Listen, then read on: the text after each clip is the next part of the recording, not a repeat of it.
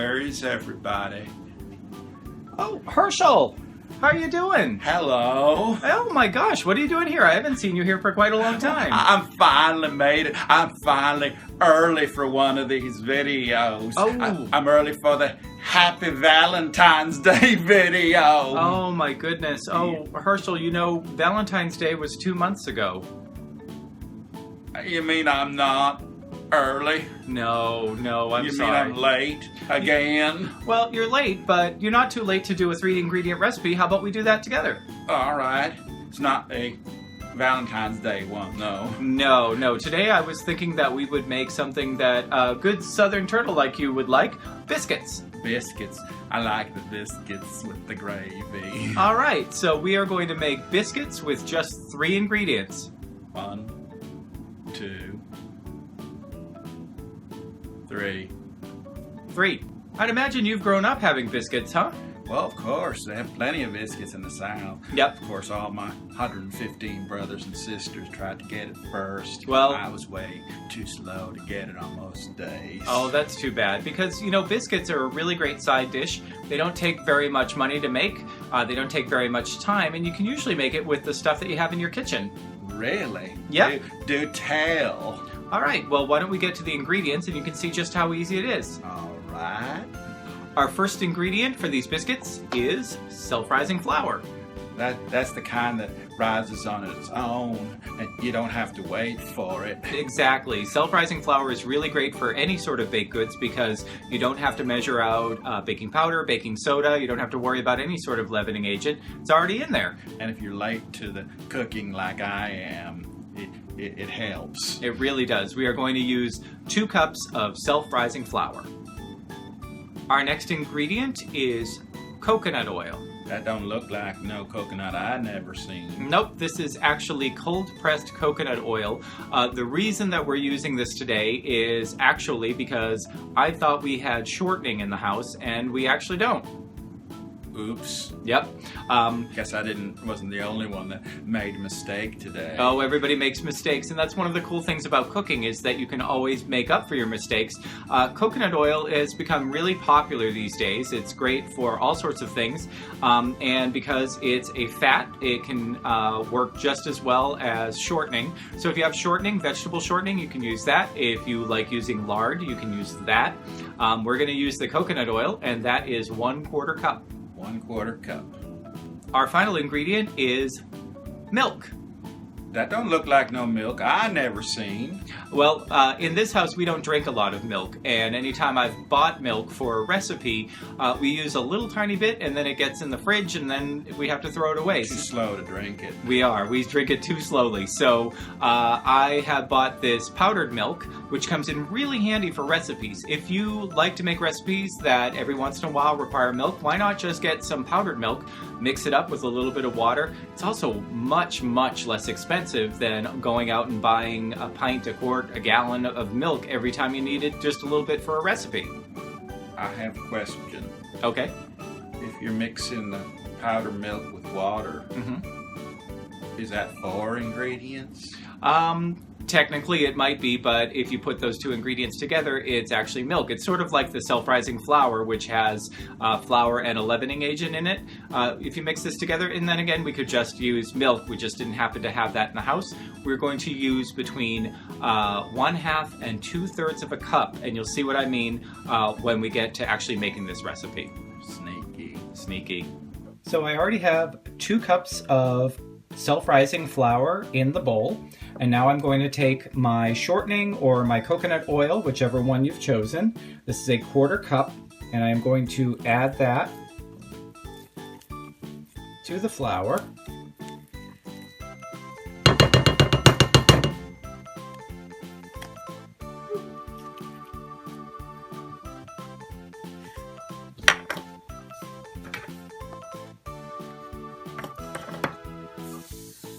And then what I'm going to do is I'm going to cut this in with either a fork. You can use a pastry blender if you have one. I don't happen to have a pastry blender, but we're going to mix this all together until the fat from the shortening or the coconut oil or whatever it is you use mixes in really nicely with the 2 cups of flour. You can also get your hands in here so that you make sure that it all distributes really well. It feels like there's not enough shortening in the flour when you first start, so you really do have to mix it up a lot. What you're looking for is very small sized pieces of your shortening going all throughout the flour, and for the flour, each bit of flour to have some of the shortening in it. So some directions say to mix it up until you see it's all the size of peas. I really don't think that that's terribly helpful because I think that peas, they're just not this size. So I would just mix this up with your hands and then get back in there with your pastry cutter. You don't want to make it too warm. One of the things you want is a nice cold vegetable shortening or coconut oil in there. You don't want it to melt, and especially since we're using the coconut oil, that can melt at a very low temperature. Okay, now that the fat is incorporated into your flour, we're going to add the milk. Now the measurements on this aren't perfect because it just depends on the flour, depends on the fat itself. You're really going to want to take a look at this, and as you're mixing this all together, it's going to tell you when it's getting ready to form into a dough. Don't worry about it too much. If you put in a little bit too much milk, you can always add a little bit of flour when you're kneading this together. No matter what, it's a biscuit, it's really simple. It's going to taste delicious no matter what. So we're just going to start pouring in the milk and incorporating. Okay, this is all starting to come together in a nice dough. So now I'm going to prepare to roll this out. So I'm going to put down some wax paper and then put down some flour and put this out and start to knead it just a little bit. Okay, now I have my dough. I have put it right onto a floured piece of wax paper. It just makes it easier to clean up.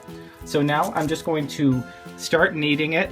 You don't want to knead it too much. So what I usually do is I will squish it down into a nice flat surface like this. And then you can gather everything back up. Squish it all back together into a ball again. Gather your little pieces that are still left here. Incorporate those. Again, this is a messy process. You may lose some, you may gain some, it's fine. I'm going to squish that out again.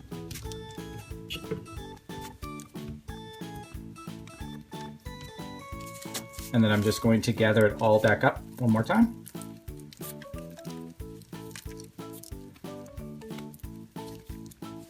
And now I'm just going to squish it out. I will squish this out until it's about the right thickness. You don't want them too thick, you don't want them too thin. You want to be able to make about 5 or 6 biscuits out of this dough. So you can just squish it out. You can roll this if you want to. You can get a rolling pin. I usually just squish it out. Makes it a little bit easier. Okay, now I'm just going to take a glass. I don't have biscuit cutters. I am not someone who bakes frequently by myself, so I just rely on the tools I already have in the kitchen. I'm going to try to get as many biscuits as I can.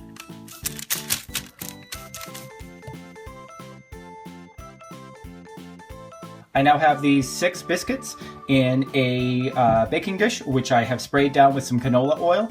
This is going to go into a 500 Fahrenheit oven for 8 to 10 minutes. Just watch it until it turns golden brown and the biscuits rise.